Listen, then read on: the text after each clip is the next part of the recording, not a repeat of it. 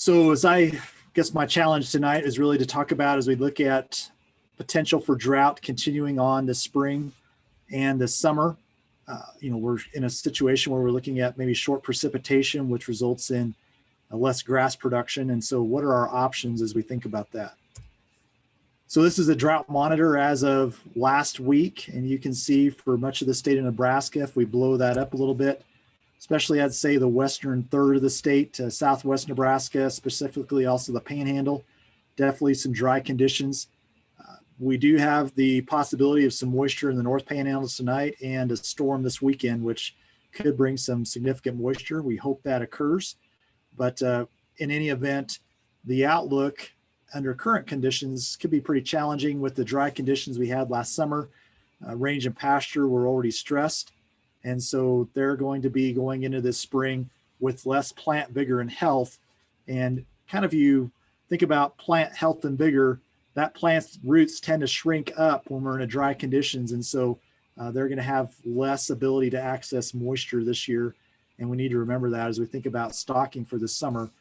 In my mind, we already need to plan on reduced stocking, even if we get average precip into the spring and summer. Again, depending on where you're at in the state, I'm thinking here specifically Southwest Nebraska, the Panhandle, where we were already impacted by some of those dry conditions last summer. Here's the outlook for basically the month of March. You can see the drought there's holding on and looking to expand in parts of Nebraska and Texas. Long-term forecast to the end of February, 1st of March was above normal temperatures and below normal precip. Again, those are forecasts, and as we know, they can be wrong. So hopefully we get some moisture here out of these systems that are coming through the next few weeks, and maybe we turn that around.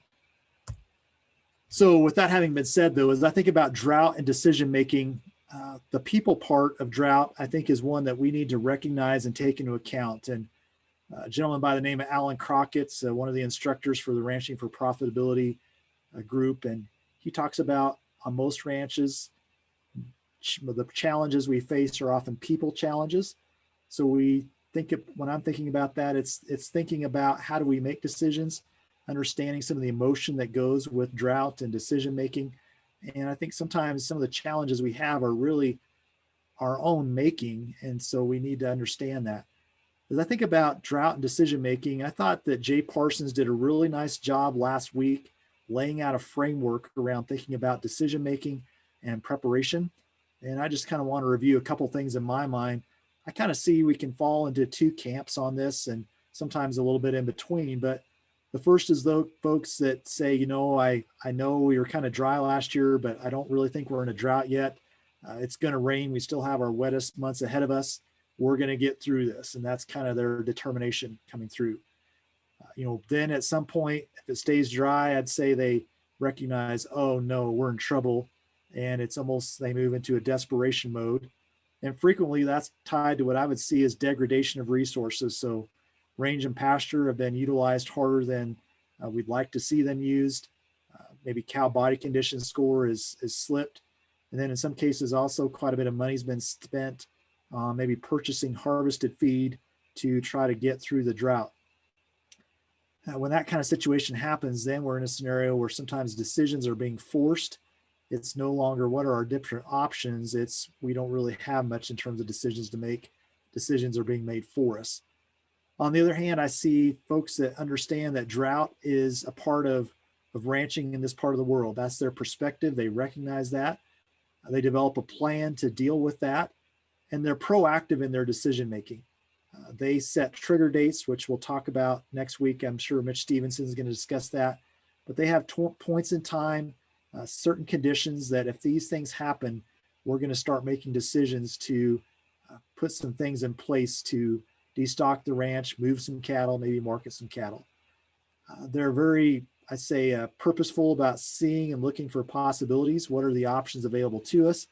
And because they look for those early, they tend to have more options available to them than folks that wait for later. And then finally, I think these folks tend to have a more positive outlook. And what I mean by that is they recognize drought's going to happen, but they're really looking and saying, we know also drought's going to come to an end. And how do we position ourselves to take advantage of the opportunities, the potential that will be in place when the drought ends and markets improve as a result, and how can we be ready to take advantage of that? So as we think about drought and the impacts of that we can have on the ranch and to cow-calf producers, this is some thoughts from Bert Tigert. He's a retired ag reserve ranch manager, and he talks about protecting and preserving key resources, people, land, livestock, and your financial position. And as we think about drought can be pretty stressful on people.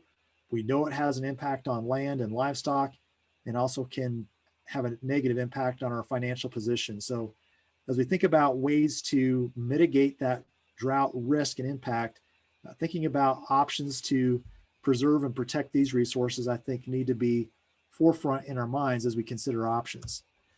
So with that, I'm going to focus mostly on range and pasture resources tonight, thinking about ways to reduce stocking rate so that when we look at a scenario when our forage production is much less than what it would be on a typical year or average year, how do we think about options to destock so we're not doing damage to those native plants or planted perennial pasture plants, so that we are in a place that we've protected that resource the best we can. When the drought breaks, the rains come again, those pastures respond quickly, and we get back to a more typical forage production. So as I think about ways to reduce stocking rate on either perennial pasture, dry land pasture, rangeland, I really see what I would call the 3S options. Supplemental or substitute feeding. So we'll talk more about that. We're going to ship those cattle to other pasture or feed in a location where maybe the drought doesn't have a foothold. Or the last option is to sell cattle. Those really, in my mind, are the three major options we have available to us. As we think about those options, though, I think it's worth taking a step back and taking a look at your business. And as you look at your business today and you think about possible decisions and the implications of those, what's your business outlook? Where are you at with your business plan? Where are you at in your business? Are you towards the end of your career? Or do you have people involved that are at the start of their career? What's your outlook? As you think about the different options available to you, what do you see being the extended or expected outcome of those decision options? What's the best case scenario, worst case scenario? What's your expectation in terms of what you think will happen? How much risk are you willing to take on? And, there's kind of the old saying, with greater risk comes greater reward. How close are you willing to get to the edge in terms of risk with the different options you're considering? Then I also would just challenge you, does the current set of circumstances maybe provide an opportunity to change your business structure a little bit? Maybe look at some different enterprise options or different enterprise mixes that are part of your operation that might give you a little more flexibility as you think about managing through drought and the impact of that to forage production. As you think about the financial side and you think about what's been happening with your current production model, what's been your trend over the last 3 to 5 years in terms of profitability? What's happening in terms of your debt structure and cash flow? What does that look like? What's been taking place with that? What's your earned net worth trend? In terms of thinking here, what's returns to the business that you've been reinvesting?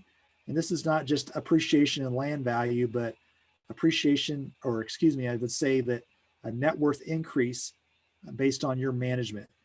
And then does the current situation maybe provide an opportunity to change enterprises or maybe adjust enterprises that are part of your mix to give you greater flexibility to adjust to variation in forage production that we can see occur from year to year? So one of the things I would just challenge you to think about is you think about the percent of forage demand that occurs in your operation on perennial forages. I'm thinking here range and pasture, again, not irrigated, dry land. What percent of that forage demand comes from a core cow herd? And I'm thinking here, 2-year-olds all the way up to 9, 10-year-old cows. As you think about forage demand, cow-calf pairs, what percent of your total forage demand annually on your perennial pasture, your native range, comes from a core cow herd? Then I also would challenge you as you think about how could you build some flexibility in that. In the Western United States, some folks I work with would say, maybe a target would be to have 40 to 70% of your annual forage demand coming from a cow herd towards native range or perennial pasture. And then the other flex the percent coming from cattle that, give you some opportunity to quickly depopulate or destock if we get into dry conditions, or cattle that are more easily moved. Things like replacement heifers, stocker yearlings, cull cows, or short-term cows. Things that I would call flex cattle, cattle that you've already identified that if we start to get into dry conditions, these are cattle we're going to, with different management, either maybe moving or feeding, possibly selling, get those off of our native range and pasture. So we think about options to reduce stocking rates. One that is available to us is supplemental or substitute feeding. And, this is where we're actually going to feed or deliver some feed on pasture. This probably in my mind has the most application as we think about perennial pastures in the eastern part of the Nebraska, things like smooth brome, wheatgrass, orchard grass, some of those introduced species that are a little more grazing tolerant, maybe will stand up to a little more grazing pressure if that is applied to them, and also can utilize some of the nutrients we may deliver through some supplemental feeding. Some work done at the Eastern Research Center there near Meade, some work done 2015, 16, and 17, looked at feeding a mix of wet distillers grains and ground corn stalks to some cow-calf pairs on smooth brome pastures. They were replacing a little over a third of their grazed forage. And with that distillers grains, ground corn stalks mix, they were feeding almost 16 pounds per head per day on a dry matter basis, which replaced about 35, 37% of the cow's intake. In this case, because of the mix they fed, they were able to increase the number of cows grazing that pasture also by a third. And over that 3-year period, saw no real detrimental impact to the smooth brome. So, that's an example in my mind of where this may have some application. Obviously, you need to think about if you're going to do that, are you going to feed this on the ground? Are you going to feed this in a bunk? Do you have the equipment to deliver that? Recognizing wherever you're feeding, there's going to be kind of a sacrifice area. There's going to be some impact to the ground there and the plants that are there. I think also we need to understand that we need to make sure we're feeding enough that we're actually substituting for grass for grazing. If we're grazing something like native range and maybe we're only delivering, 3 or 4 pounds of a dry distillers grain product, we might actually be increasing intake, especially on low quality forage. And so recognize that. Also, maybe if you're using something like distillers grains and wheat straw and feeding a limited amount, again, if depending on the quality of the forage, we may not get a one-to-one replacement. It may be something like half of the forage is replaced that would be grazed with the supplemental feed. So just be careful as you think about using that. I think it's a tool that can be used, but I think use cautiously, carefully. There's some good resources at the beef.unl.edu website on this. Also a NEB guide on that. Would encourage you to check that out if you're considering the possibility of doing that. And again, those can be found at the beef website. The next option, of course, is complete substitute feeding. That's really where we move those cattle into a dry lot scenario. And under current market conditions, I think we need to think about a limit fed diet where we're feeding a protein and energy dense diet. Feed resources like distillers grains, corn, beet pulp, soy hull pellets, maybe wheat mids, depending on where you're at in your resource. And then combining that with some low quality forage where we're going to be delivering a diet that meets the cow's nutrition requirements, but it's not fed at a level that's going to meet all of her dry matter wants, meaning that she would eat more of it if we delivered it to her, but the diet we deliver is going to meet her energy and protein needs. Again, the amount of bunk space you're going to need is important. Having the equipment to deliver that. We've got a lot of good research that's been done at the University of Nebraska, and would encourage you to look at some of the resources there that are at the website if you're thinking about dry allotting cows.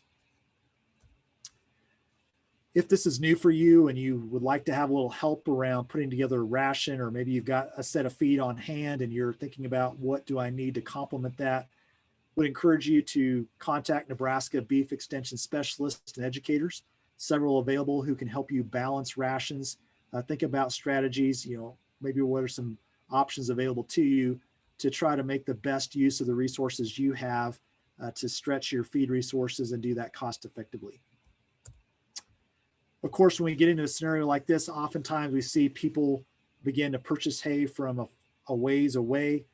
Again, I'd encourage you to sample any hay you buy, test, don't guess. And already in Western Nebraska, we're starting to see hay come in from some other states just because of the price of hay here and people wanting to try to secure some feed supplies.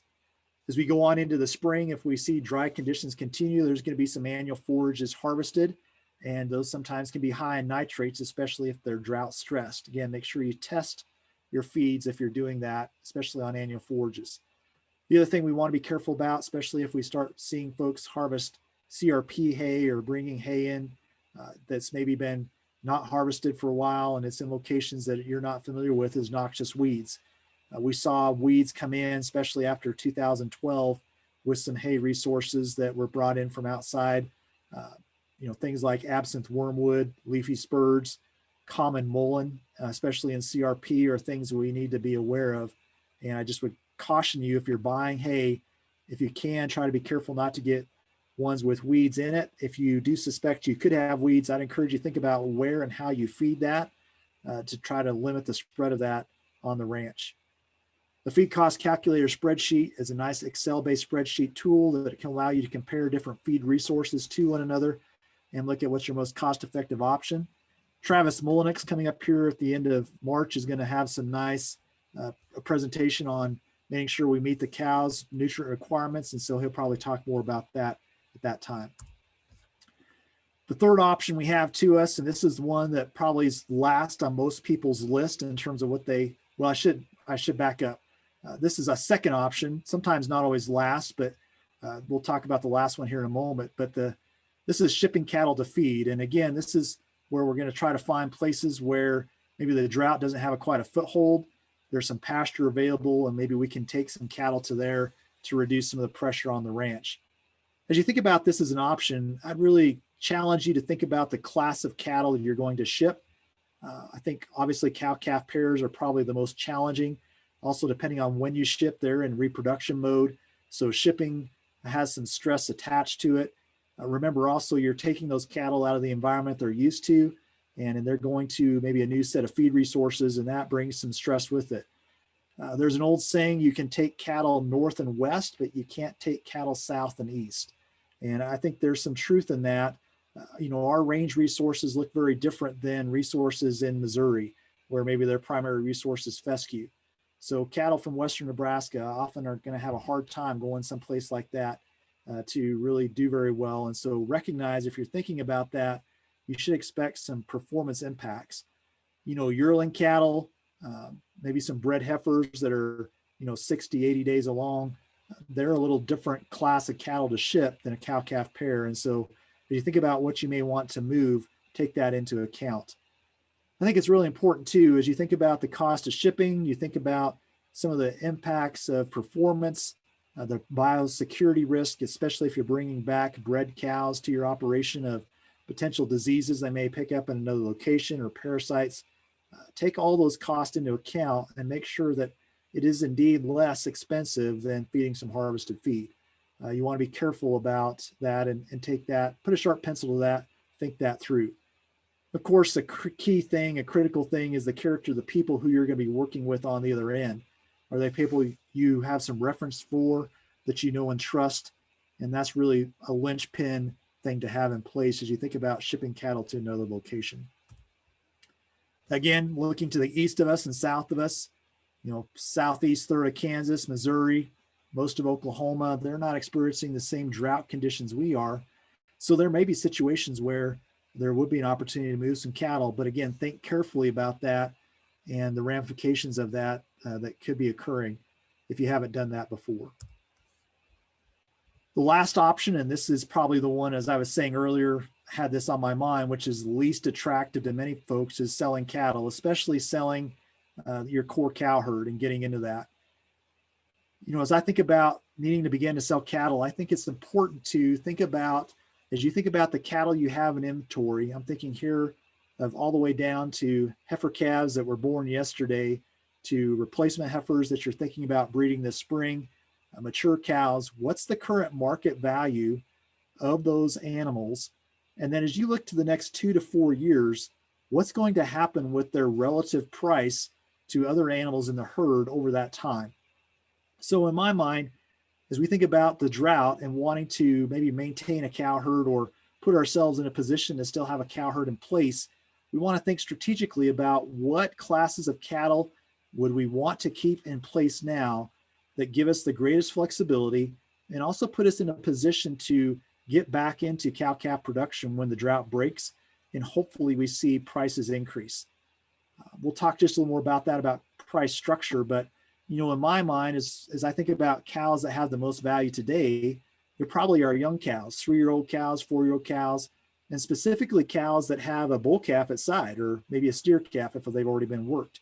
Those are going to be the most demand in the market today, where if you think about a replacement heifer or 2-year-old or even heifer calves being born over the next 2 to 4 years, if you can figure out a way to maintain those are going to be the ones that are going to be in production 3-4 years from now, when hopefully we start to see cow-calf prices, specifically calf prices, increase.